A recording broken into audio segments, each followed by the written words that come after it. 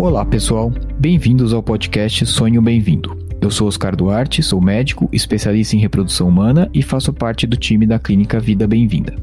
Esse podcast é produzido pela Arte Academy com apoio da Vida Bem-vinda e tem o foco de trazer para você o que há de melhor e mais atualizado na ciência da reprodução humana, com a nossa experiência clínica do dia a dia. Acreditamos muito na força da boa informação e o nosso objetivo é ajudar quem precisa a atingir o sonho de ter um filho, através de conteúdos de alta qualidade reunidos por quem trabalha com infertilidade. Agora, segue o nosso episódio de hoje.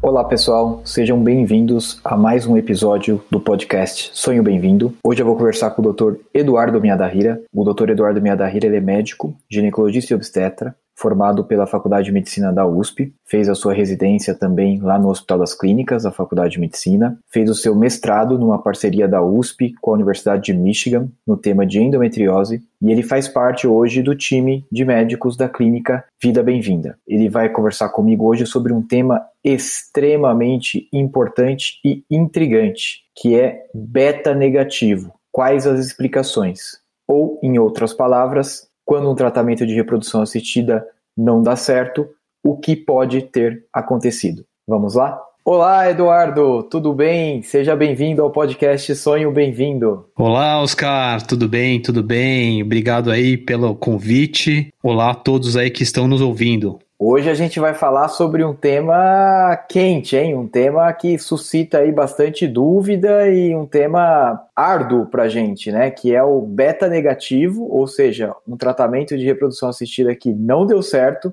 Por que não deu certo? Quais as explicações? Exatamente, faz parte, infelizmente, né, Oscar, do nosso dia a dia, mas para quem está lutando, para quem vive esse sonho, eu acho que tem que encarar de frente mesmo. É isso aí. Bom, vamos lá, então vamos sem mais demoras, vou te fazer uma pergunta que eu acho que, assim, a gente tem uma audiência, Eduardo, que é variável, né, então a gente tem desde especialistas que nos escutam, até ginecologistas e obstetras e pacientes, né? Claro. Então, eu gostaria que você começasse explicando para a gente o que é beta-HCG, o que significa essa sigla, de onde vem isso e por que beta-HCG é gravidez? O HCG é uma glicoproteína, né, uma proteína hormonal, né, portanto um hormônio, que é produzida pelas células do sincício trofoblasto, do embrião, né, essa parte do embrião que chama trofoblasto. E ela é secretada mais ou menos a partir de, né, dizem os estudos aqui, 7 dias após a fertilização. Depois que a gente transfere o embrião, ali uns 2 dias depois, ele começa a ser secretado. Então é um hormônio que, por ser produzido por essas células do embrião, ele é específico da gestação. Né, esse beta ele diz respeito à subunidade beta, né? Assim como outros hormônios, o FSH, o LH, o TSH, ele tem 2 subunidades, a alfa e a beta. A alfa é uma subunidade que é bem semelhante entre essas 4 aí, e a beta que é específica de cada uma. Interessante. Então, você falou uma coisa aí, Eduardo, que o beta-HCG, então ele já começa a ser produzido, ou o HCG começa a ser produzido poucos dias depois que o embrião implantou. Ou seja, antes de atrasar a menstruação, né? Então já seria possível detectar o beta antes do atraso, é isso? No sangue, né? Sim, é possível, né?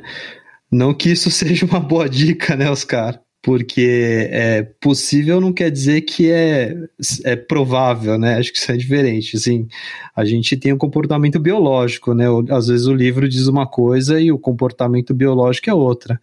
Então, em geral, quando a gente faz um tratamento de fertilização in vitro, com transferência de embrião, seja fresco ou congelado, né? A gente está falando de blastocisto, que é a nossa rotina, a gente pede o beta-HCG com 10 dias da transferência, em média. Então, a gente poderia pedir antes, poderia, mas a gente gosta de ter uma margem aí para segurar um pouquinho a ansiedade, né? Senão depois faz o teste da negativo e é um falso negativo, né? Pode ser que ela esteja grávida e fez muito cedo o teste, Exatamente, né? exatamente.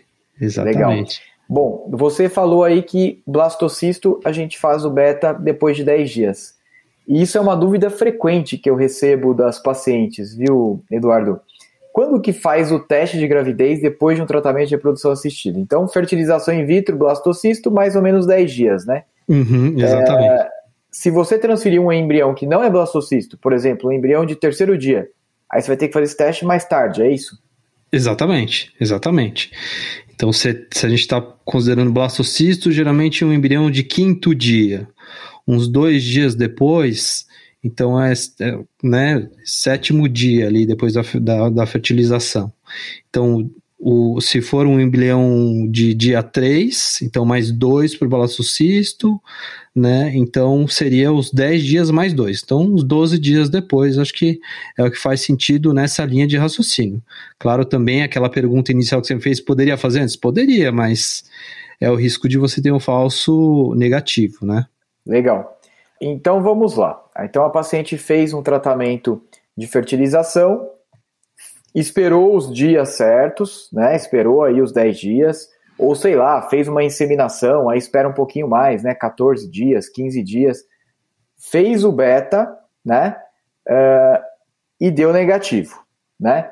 Claro, fica todo mundo muito chateado, muito frustrado, e aí o casal vai vir pra gente e vai querer saber por que não deu certo. Eu gostaria de, talvez, Eduardo, que a gente focasse na situação fertilização in vitro, tá? Eu entendo que tem muita gente que nos escuta aqui que fez tratamento de coito programado, que fez tratamento de inseminação, mas esses tratamentos, eles têm vários fatores que podem contribuir para não dar certo, né? Eu acho que o mais intrigante na nossa prática clínica e para os próprios pacientes é você colocar o embrião pronto lá dentro do útero.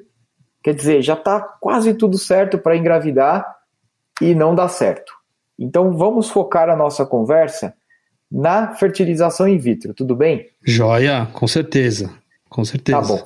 Tá bom. Então vamos lá. Então a partir de agora, tudo que falaremos, estamos tratando de fertilização in vitro. Então eu queria começar com uma pergunta para você sobre isso. Qual que é a chance de gravidez depois de uma transferência embrionária? Porque eu acho que isso é importante para a gente entender o beta negativo, né? O casal vai lá, faz uma transferência de embrião. Qual que é a chance dele engravidar? Quais são os fatores que você acha que influenciam nessa chance? Legal. Eu acho que quando a gente, né, uma coisa que leva muitos casais à nossa clínica é o tempo, né, a idade. E, de fato, a idade, como um fator isolado, ele é determinante. Tanto que, se vocês forem consultar qualquer estatística, seja ela americana, seja ela europeia, seja ela latino-americana, né? Nós temos todas essas sociedades, essas taxas elas são divididas por idade. Então a idade é de fato uma das coisas que interfere muito no sucesso de uma transferência embrionária, né? Claro, você tem também a quantidade de embriões, você aumentar o número de embrião, né? Hoje em dia a gente não aumenta muito, né? A última resolução do conselho fala até 3, né? Para quem tem mais de 37. Mas na nossa prática a gente transfere 1 ou 2, né? Nós como clínica temos a média de 1,3, né, Oscar? Então significa que nós fazemos mais 1 do que 2, mas de fato você colocar 2 embriões aumenta as chances, mas não dobra. A qualidade dos embriões acho que também é uma coisa que interfere, né? Os estudos apontam que aquela qualidade, a gente usa uma classificação morfológica, né? A gente tem um embrião, existem 2 partes dos embriões, uma que chama massa celular interna, a outra chama trofectoderma, e que as embriologistas classificam essas 2 partes e assim a gente tem uma classificação morfológica. Essa classificação morfológica ela tem taxas diferentes de implantação e gravidez. E tem também se você faz o teste genético ou não, né? Eu acho que mais no sentido de você ter mais um método de seleção embrionária. Então, você selecionou o embrião pelo cultivo embrionário, você deixou ele se estender até o blastocisto e você ainda teve a informação se ele tem a composição genética dos cromossomos normal. Então, isso daí também interfere na taxa de sucesso na transferência embrionária. Eu acho que idade sendo mais importante, acho que se for legal falar alguma coisa aqui, Oscar, que eu trouxe da Sociedade Americana, que é uma estatística que a gente gosta bastante. Eu peguei vamos aqui... Vamos lá, vamos ver os números então. Vamos aos números. Os números.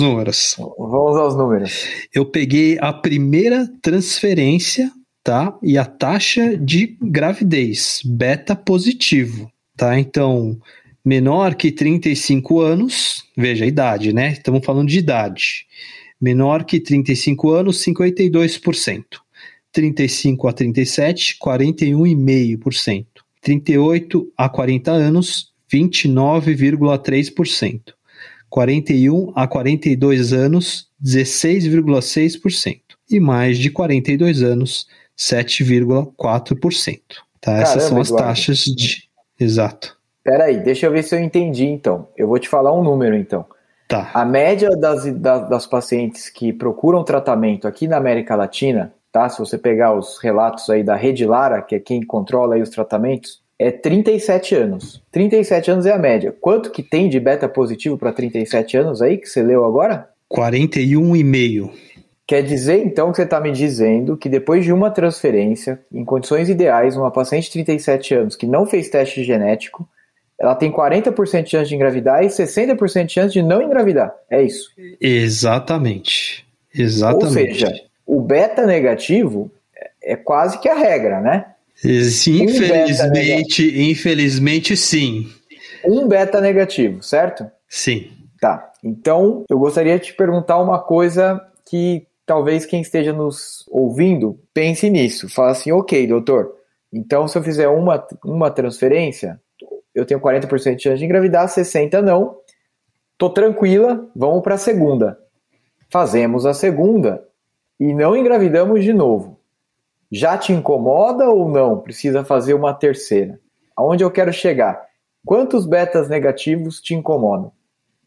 Claro, o primeiro já é muito chato, né? Mas quando que você fala, talvez tenha um problema médico mesmo, não seja só um azar? Pô, Oscar, essa é uma dúvida que a gente tem todo dia, né? É claro, né? O que eu falo para os pacientes no consultório é que a nossa medicina, ela é uma medicina de resultado, né?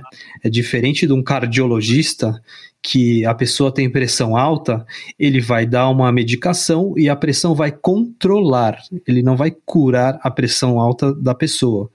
Se ela deixar de tomar remédio, não vai mais controlar, não tem a cura. A medicina reprodutiva, ela não tem uma melhora, né? A gente ou engravida ou não engravida. Então esse é o nosso sofrimento diário. E aí existe um capítulo dos nossos compêndios, dos nossos livros, que é a falha repetida de implantação, né? E essa definição é uma definição controversa, né? Do que andei estudando para esse podcast, um consenso geral são 3 transferências de embriões consecutivas com bons embriões. Só que muita gente, alguns autores defendem que a partir de 2 transferências você já poderia considerar falha de implantação repetida, né? Abrindo esse capítulo do livro que vai ter os seus desdobramentos, né? E aí, a minha opinião, Oscar, em relação a isso, é que eu acho que esse entendimento do processo reprodutivo ser repetido, né, essa taxa que a gente deixou bem clara, né, para a nossa audiência, que, né, na idade média dos tratamentos você tem 40% de chance de gravidez, ou seja, a chance de dar negativa é alta, e que o processo reprodutivo humano de nós seres humanos é um processo de repetição, mesmo no natural, né, principalmente no natural.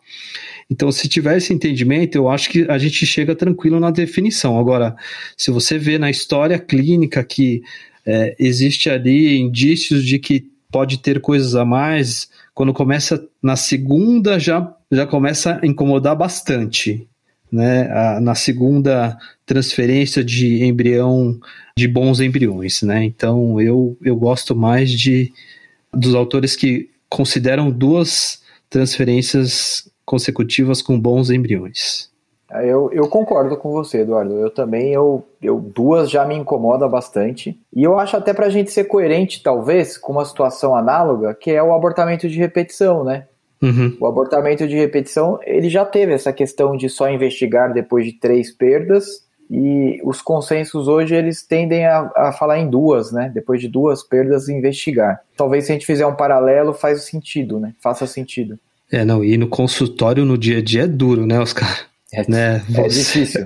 É muito difícil. Quem milita aí do nosso lado, que está nos ouvindo, acho que deve estar balançando a cabeça e fazendo um sim que está sofrendo junto com a gente. Exatamente. Mas é isso. Tá, então, ok. Então a gente entendeu o que é o beta, quais são as chances de engravidar depois de um tratamento de reprodução assistida, especificamente da fertilização in vitro, e o que a gente chama de falha de implantação, que são 2 falhas consecutivas aí de transferência de embriões de boa qualidade. E aí eu gostaria de te perguntar, então, o ponto central da nossa conversa de hoje. O que leva a essa falha de implantação? Se a gente fosse pensar assim num quadro mais geral, como é que você, sei lá, dividiria as possíveis causas? No que você pensa quando você está de frente de um casal que teve uma falha, ou 2 falhas no caso? Legal.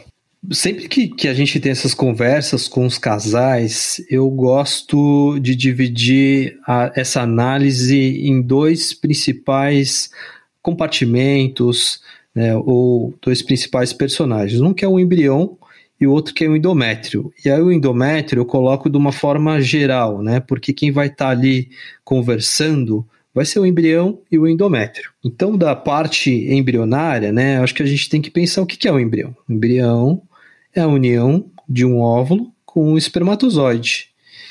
E nessa análise do embrião, né, a gente, né, as falhas repetidas, elas, né, por definição, elas são de bons embriões, mas acho que sempre chama a nossa atenção a parte genética, né, Oscar? Então, a gente sempre pensa se aquele embrião, se ele foi selecionado, né, fazendo análise genética, e se voltando um pouco atrás, se aqueles óvulos, se eles, né, são suscetíveis a ter mais alterações genéticas, né, quer seja por idade da mulher, quer seja por, eventualmente, uma alteração da normalidade do cariótipo, né, que nesses casos de falhas de implantação, acho que é um exame que vale a pena, né, o cariótipo. E a mesma coisa com os espermatozoides, né, saber se aqueles espermatozoides, né, têm mais chance de ter alterações genéticas e que levem a ter embriões com alterações genéticas. E seguindo ainda no raciocínio do lado genético, os embriologistas eles acreditam também que pode ter algum fator do próprio embrião, nas divisões celulares do próprio embrião, que pode cursar aí com alterações genéticas. Então, acho que o lado genético para o lado embrionário é um lado importante que a gente sempre pensa. E aí, e aqui um parênteses, né? Eu acho que o lado do embrionário nessa interface, nessa comunicação, é muito mais importante do que o lado endometrial. Um trabalho recente aí desse ano, de um grupo americano, né? Uma personagem importante aí que a gente chama Richard Scott. O grupo dele publicou um trabalho eles incluíram quase 4.500 pessoas, onde eles quiseram, o título assim, será que a verdadeira taxa de falha repetida de implantação é alta? Então o que eles fizeram? Eles quiseram tirar esse viés do embrião. Eles falaram, não, vamos transferir 3 embriões euploides, 3 embriões com teste genético normal consecutivos e vamos ver quantos pacientes não engravidam fazendo essas 3 consecutivas. E o resultado foi que eles tiveram até mais de 95% de gravidez fazendo essas 3 transferências consecutivas, o que chamou muita atenção, né, E eles afirmam que a verdadeira taxa de falha de implantação recorrente é baixa. Então, aí dando atenção para essas, talvez, né, essas outras porcentagem talvez menor, mas que sejam pacientes que a gente está pensando no outro jogador que é o endométrio. Aí, nessa questão, a gente tem perfil imunológico, variações anatômicas, alterações hematológicas, né, como as trombofilias. Hoje aí tem a questão do microbioma, tem a questão da janela da implantação e tem eventualmente algumas situações endocrinológicas que podem fazer aí uma disrupção do endométrio. Caramba, Eduardo, é uma lista extensa de coisas a se investigar, hein? Já fiquei cansado só de ouvir. Então vamos lá, vamos começar do começo. Então eu entendi que a parte genética, a gente faz uma investigação nos pais, que você colocou, que é o cariótipo, né? Que você julga ser um exame essencial. E aí o teste genético no embrião também, independente do cariótipo dos pais, é isso. Tá no quadro de falha de implantação, é melhor ir para um tratamento com o teste genético pré-implantacional, é isso? Os estudos não suportam, né, que há vantagem em fazer isso, né, mas se você for pensar nessa hipótese, o que eu sugeriria era pensar em fazer teste genético. E se você pensar no trabalho que você acabou de citar, né, do Richard Scott, depois de 3 transferências de embrião euploide, ele atingiu 95% de gravidez, né, cumulativa, somando, obviamente, a chance das 3 tentativas. Então, se os estudos não suportam, mas pelo menos ele demonstrou nesse estudo dele ser uma estratégia bastante eficaz em conseguir a gravidez, né? Com certeza. Então talvez seja um caminho a se seguir, né? Com certeza. Tá bom. Então vamos passar para esses testes todos endometriais que você falou, Eduardo, que eu acho interessante a gente talvez detalhar alguns deles, né? Porque são testes bem corriqueiros aí no dia a dia, né? Você falou de teste de receptividade, né? O que exatamente é isso? Como é que a gente faz isso na prática para um casal que não está conseguindo engravidar? Bem bacana, Oscar, muito, muito prudente essa abordagem, porque a gente é bem recente, nós recebemos um professor, né, que ele é o CEO, né, o chefe da Genomics, que é uma empresa dessa parte genética, né, focada na reprodução assistida, e ele nos visitou e nós fizemos aí uma reunião onde o era o teste, né, sobre a receptividade endometrial foi o foco da reunião. Então, o que é o ERA? Eles quiseram fazer um perfil de expressões genéticas do endométrio que fosse mais favorável à implantação. Então, o ERA, né, é um perfil de expressões de genes, né, daquela janela de implantação que eles acreditam que tem uma duração de, sei lá, mais ou menos umas 6 horas. Então, você precisa fazer uma biópsia endometrial, faz essa análise genética e eles dizem se é um endométrio receptivo, pré-receptivo, pós-receptivo ou as suas variações, mais receptivo tardio, receptivo precoce, e dão as suas recomendações de tempo de exposição às progesteronas. Então seria um teste que permitiria que a gente ajustasse a janela de implantação caso ela estivesse desajustada, né? É isso. Exatamente. Janela de implantação eles entendem como o tempo de exposição do endométrio às progesteronas. Seria isso. Progesteronas. E o ERA, ele tem uns primos, né? Ele tem uns testes que podem ser feitos juntos aí, não é isso? Você chegou a comentar rapidamente quando você falou das causas, você falou de microbioma, né? De coisas que podem interferir. Existe realmente uma possibilidade aí de ter uma flora de bactérias que possa afetar negativamente ou uma inflamação provocada por essas bactérias que possa levar a uma falha repetida da fertilização? Esses são os primos mais jovens do ERA, né, Oscar?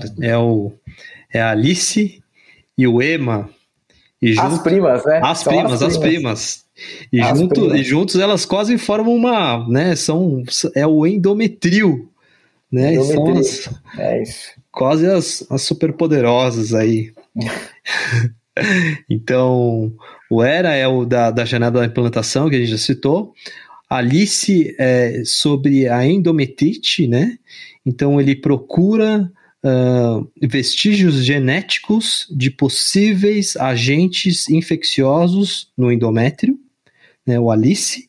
E o EMA é sobre o microbioma endometrial, né? Todas as populações de micróbios, enfim, de toda a população que reside ali no endométrio. São testes mais jovens, né, Oscar? Eu acho que a nossa comunidade ainda carece de estudos mais fortes, com evidência maior para sustentar essas teorias do microbioma, né, e da infecção, essa procura aí, o teste Alice. Entendi, perfeito. E você sabe que eu andei lendo algumas coisas recentemente, Eduardo. Essa questão da receptividade, ela parece estar ligada até a alguns fatores que, num primeiro olhar, poderiam não ser relacionados à fertilidade, né? Então, eu vi que pacientes, por exemplo, obesas, que têm ovário policístico, que têm resistência à insulina, elas podem ter uma alteração ali na receptividade endometrial por causa dessas condições, né? Então, até pensando em tratamento, talvez quando a gente está de frente de falhas de implantação e tem essas condições clínicas, uma mudança de estilo de vida até pode melhorar a chance numa nova tentativa, né? Com certeza, Oscar. Eu não sei se a gente está pensando no mesmo estudo, né? Eu acho que é do editorial da Fertility Sterility desse mês, né? Isso, exato. Eles colocam essas situações como potenciais causadores de criar um ambiente endometrial desfavorável à implantação, né? Eles até hipotetizam de pólipos e miomas, né, aumentarem interleucina 10, oxa 10. Então, é isso mesmo, Oscar. Concordo. Quer dizer, total. Pode não ser uma coisa inerente da paciente que nasceu com ela, né? Podem ser condições adquiridas ou pelo menos condições que a gente consegue mudar, né? Você falou uma coisa interessante aí agora que me veio à cabeça, que você falou de pólipos e miomas, né? E aí a gente tem uma questão frequente que a gente se depara e as pacientes perguntam. As nossas pacientes, elas estudam muito, né? Elas sabem mais que muito médico. Pra caramba, pra gravar esse podcast eu tive que me dedicar bastante aqui, viu, Oscar? Claro. Quando você falou de pólipo e mioma, me veio à mente a história da histeroscopia, né? Você que é um especialista em histeroscopia, eu não falei na sua apresentação, mas vou falar agora. O Dr. Eduardo é especialista em histeroscopia, ele faz muitas histeroscopias no serviço de diagnóstico daqui de São Paulo. E aí eu gostaria de saber a tua opinião. Falha de implantação, 2 falhas prévias já. Ultrassom normal. Fez ultrassom sempre normal. Porque, claro, se o ultrassom já mostra um mioma, um pólipo, a gente vai fazer o exame de histeroscopia, né? Mas ultrassom normal. Tem benefício fazer a histeroscopia para essas pacientes com falha? Controverso, hein? Controverso. Se a gente for recorrer aos consensos, né, as nossas sociedades, elas por vezes dão conselhos para quem milita na área, para quem faz reprodução assistida. Então esses conselhos eles não indicam fazer, né, a histeroscopia de rotina para todas as pessoas que têm falha de implantação. Agora, né, eu tenho a minha visão enviesada porque faço muita, né? E nesse sentido eu acho que vale a pena. Essa é a minha visão particular, porque eventualmente alguma coisa, por exemplo, um mioma que distorce ali a cavidade endometrial, um pólipo, uma sinéquia, né? Pode passar, né, no ultrassom, que é um exame indireto, e ser diagnosticado na histeroscopia, né? Tem alguns trabalhos que veem vantagem, né? Mas eu sou a favor, Oscar. E eu concordo contigo. Eu acho muito difícil a gente ter duas falhas e não fazer uma esteroscopia diagnóstica, mesmo que o ultrassom seja normal, viu? Né?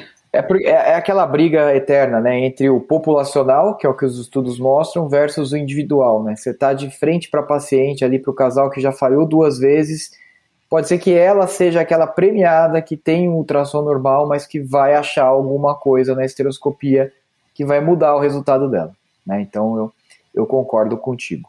Bom, então a gente já falou de receptividade, de microbioma, de alterações até anatômicas, né? Pólipos, miomas, etc., que a gente pode ver tudo isso pela esteroscopia. E aí eu queria falar com você um pouquinho sobre a parte imunológica, né? Que aí a gente está progredindo nos terrenos cada vez mais arenosos, tá? Prepare-se que vai ficar cada vez mais difícil a nossa conversa. Fator imunológico para falha de implantação. Existe? E se existe, quais são os exames que a gente, ou as gavetinhas aí que a gente precisa mexer para investigar essa parte imunológica? Oscar, eu não tenho dúvida que existe o fator imunológico, né? Sempre acreditei muito, eu acho que das teorias que sustentam aí as falhas de implantação, a imunológica, pessoalmente, é uma das que eu mais acredito. Recente também tivemos uma discussão com o Lucas, né, que trouxe alguns dados aí nesse terreno aí das imunológicas. Então, e a gente sabe, né, que ali nessa conversa embrião, endométrio, muita coisa imunológica tem que acontecer, né? E pensando que o embrião é formado por uma parte, né, do embrião, né? Metade da informação é proveniente do espermatozoide, que é uma célula, uma informação genética não própria, e deve haver ali uma tolerabilidade para que aquele embrião, né, aquela parte que não é própria, talvez um invasor, assim, entre aspas, deve haver uma tolerabilidade para que haja implantação e que a coisa vá em frente. Então eu acredito sim no fator imunológico das falhas, Oscar. Quer dizer, o embrião ele é um corpo estranho, né? Vamos dizer assim, numa linguagem mais leiga, né? E se for de óvulo doado, então ele é 100% estranho, né? Exato. Porque é o material genético da doadora com material genético paterno que é diferente da mãe que vai receber, né? E aí, então, eu queria te perguntar uma coisa. Você falou lá no começo, eu falei que eu ia te pôr na fogueira, hein? Se prepara. Meu pé já tá quente já. Você falou lá no começo que, dentre as coisas que interferem com a chance de engravidar, é o número de embriões. E que colocar 2 embriões aumenta a chance de engravidar. Mas agora você me falou uma coisa que me deixou intrigado. Você falou que o embrião é um corpo estranho. Será que se eu não colocar 2 corpos estranhos ao mesmo tempo numa paciente que já teve falhas prévias de implantação, ao invés de eu ajudar, eu posso estar atrapalhando? Pensando nessa parte imunológica?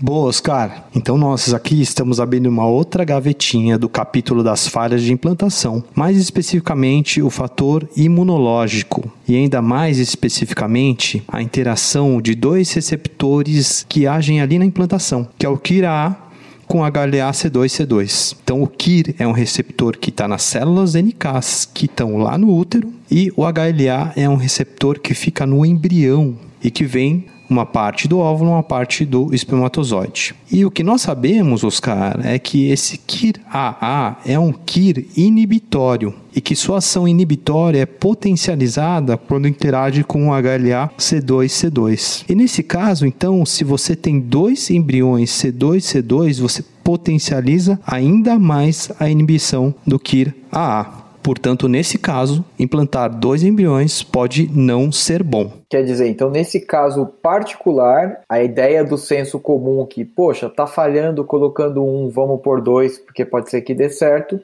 nessa situação imunológica particular pode ser um erro, né? Pode ser pior, você tá atrapalhando ao invés de ajudar. Exato, não é isso?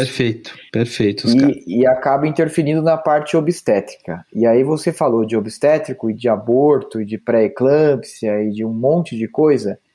E aí eu vou querer que você fale um pouco, porque lá no começo você falou que uma das coisas que poderiam interferir na falha de implantação são as trombofilias, e aí eu colocaria junto aí com as trombofilias a tal da síndrome do anticorpo antifosfolípide.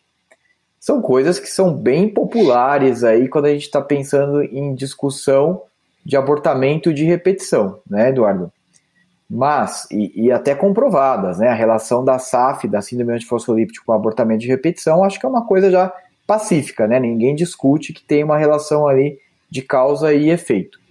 Mas e quando a gente transporta trombofilias e SAF para falha de implantação recorrente? Como é que fica a história? Essa relação das trombofilias, né, elas são, é um terreno bem arenoso, os caras, porque os estudos, né, os trabalhos científicos que a gente tem, eles não são convincentes no sentido no sentido de todos apontarem para uma mesma informação, né? Mas no geral as trombofilias elas têm uma relação não tão comprovada, tanto que não se indica fazer essa pesquisa para todos os casais com falhas repetidas de implantação, né? Mas existem alguns trabalhos, sim, que olham para isso, né? As trombofilias, elas podem ser divididas em adquiridas e hereditárias, né? As adquiridas é a SAF, que você mencionou, né? O diagnóstico da SAF, ela é bem difícil de fazer, né? Que você tem que ter uma alteração laboratorial, você tem que ter indício clínico, então é uma coisa que a gente quase não vê, a gente mais vê a falha de implantação, que na verdade não está dentro do critério, mas alguma alteração laboratorial. Existem algumas associações do tipo, você pega... tem um estudo que viu 45 pessoas que tinham falha de implantação recorrente contra 44 pessoas de controle, e você viu que naquelas 45 que tinham a falha de implantação recorrente tinham mais trombofilias, geral, assim, de todas elas reunidas. Mas, por outro lado, né, existem algumas meta-análises que né, juntam dados de várias pesquisas e tentam ver se o pessoal que tem as trombofilias, tanto as adquiridas quanto as hereditárias, se aquele pessoal que não fez tratamento, não usou nada, se eles têm maior ou menor taxa de implantação, eles viram que não tem diferença. Então, apesar de ter alguns estudos, o geral é que não tem uma evidência científica robusta. A gente, no nosso dia a dia, a gente pensa nela, né? Não sou contra solicitar esses exames nesses casos particulares, mas eu acho que as pessoas têm que entender que é um terreno bem arenoso, Oscar. Não sei se foi muito claro nesse ponto aí, mas é um terreno bem arenoso. Não, então, Eduardo, é um terreno bem controverso mesmo, deu para entender bem o que você falou, e eu acho que o mais difícil para a gente médico e até para a gente explicar para o paciente é a diferença entre a associação, né, falar assim, olha, realmente teu exame está alterado, e a gente vê essa alteração com mais frequência em quem teve falha de implantação, mas transformar isso numa relação de causa e efeito, falar, ok, e isso aqui que a gente está vendo no exame alterado é realmente a causa da sua falha. Muitas vezes a gente não tem estudo que mostre que né? Eu acho que essa é a grande dificuldade em fazer esses exames e eventualmente tratar esses exames, né? Exato. É um desafio que a gente tem aí todos os dias aí, né, Oscar? Muito bom. A gente está chegando aí em 40 minutos mais ou menos de podcast, Eduardo. Eu acho que a gente falou bastante coisa aí sobre a investigação, né? Veja que não tocamos em um ponto do tratamento, hein? Para você ver como esse assunto é extenso. A gente vai ter que gravar um outro podcast inteirinho sobre possíveis tratamentos para beta negativo, para falha de implantação, né? A gente só falou da investigação, não é isso? Exatamente. E talvez seja um podcast mais esperado ainda, né, os caras? Mais esperado. Super, nossa senhora. É um terreno super arenoso, hein? Porque não basta trazer o problema, né? Tem que trazer a solução, né? Exatamente. Vai trazer por quê, né? Exatamente. Bom, Eduardo, eu gostaria de pedir para você finalizar aí com uma mensagem para todo mundo que está nos escutando, principalmente, eu sei que tem muitos médicos que escutam, mas eu gostaria que você passasse uma mensagem para a gente aí, principalmente para os casais que estão passando aí por essa dificuldade de enfrentar betas negativos nos tratamentos deles, falhas, né? E aproveitar para, junto com essa mensagem, você contar para a gente qual que é a história por trás daquele origami. É origami que chama, né? Origami. Português origami, é dobradura, isso. Dobradura. Isso. Daquele trevo de 4 folhas que toda hora você posta no teu Instagram, lá que a gente segue e vê. Depois das transferências embrionárias, você sempre entrega um trevo. Então, junto com a mensagem final para os casais que estão nos escutando, eu gostaria que você aproveitasse e contasse a história por trás do trevo. Legal, Oscar. A gente, conforme a tecnologia foi ficando melhor na nossa área, na reprodução assistida, selecionando melhor o embrião no cultivo embrionário, fazendo ou não análise genética, mas tendo um embrião bem selecionado, as taxas de implantação, a eficácia por transferência, ela foi aumentando. Então, a transferência de embrião é um momento mágico, né, Oscar? É o ápice do tratamento, é um momento muito especial, não à toa que a clínica fez um espaço especial para esse evento, né? A nossa sala da harmonia, com um ambiente calmo, com céus nas estrelas, com música calma, para ser um ambiente bem favorável àquele momento mágico. Por mais que a gente tenha todo esse avanço, a gente entendeu que muitas vezes toda aquela luta que a gente teve, às vezes ela não dá certo. É importante entender isso, mas é importante também saber que se a gente for resiliente, persistente e não temer essa batalha, essa guerra, a gente pode perder uma das batalhas da guerra. Mas se a gente continuar lutando, uma hora a gente ganha e no final a guerra, essa luta vai ser nossa. A gente trabalha com isso, a gente quer que os casais sejam sempre vencedores. Acho que o mais importante é a gente sempre torce e está disponível para dar suporte a esses casais. Então, meu recado é que os casais não desistam, que eles sempre tenham esperança e fé. Então, a história do origami foi isso, Oscar. Era um momento especial, né? A gente, né, era já uma tradição da clínica escrever uma carta, né, bonita, com dizeres especiais para aquele momento. E eu, na minha infância, sempre gostei de fazer origami, né? E vi que naquele momento eu podia, além daquelas palavras, poder ter esse gesto de fazer uma coisa especial para aqueles casais. Eu pesquisei ali possíveis origamis e vi um lá do trevo. E foi assim que eu achei que ia ser legal. E, enfim, essa história e... É isso, a gente tá aí junto com os casais lutando, Oscar. Muito bom, muito legal a história, muito legal a mensagem final, Eduardo. E a história do origami, né? Muito bacana, é muito original e tenho certeza que os casais adoram, porque eu tenho casais meus que por contingências da vida aí, você já precisou fazer a transferência para mim, né?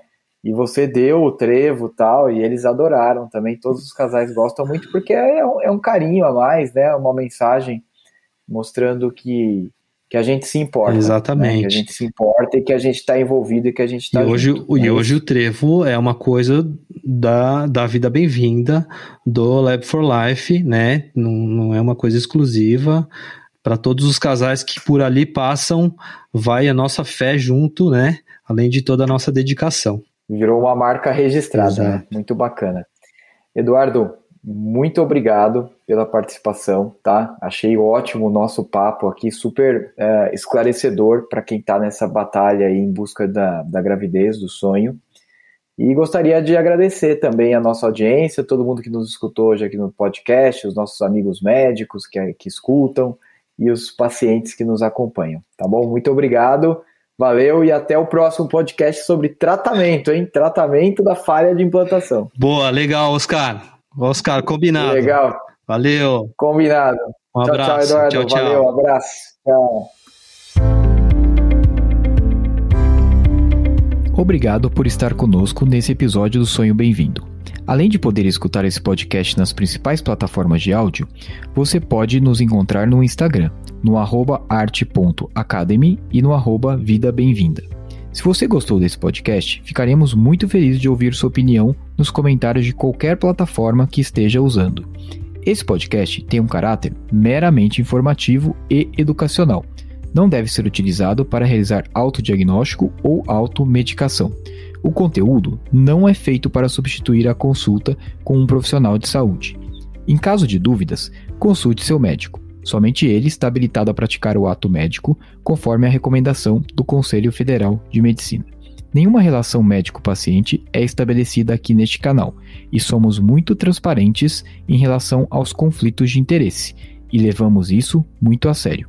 Espero que tenham gostado e até a próxima.